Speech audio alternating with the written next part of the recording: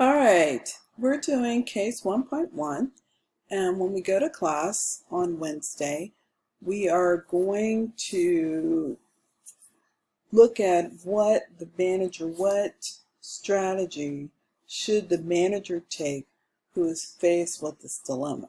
I'm not going to describe the dilemma to you because hopefully I want you to read the case and really understand what is going on.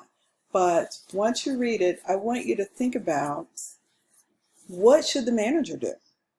That's a question that the case does not ask you to answer. So that's first step when we do this.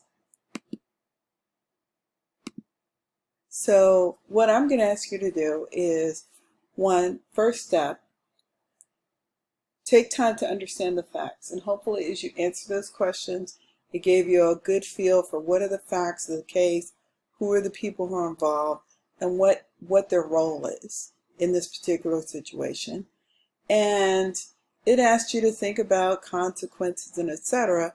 But as a manager, what steps would you take to make sure, one, that you correct the situation at hand, and two, you send a message to others that this is unacceptable, and three, what steps can you take to make sure your organization grows to be better from this?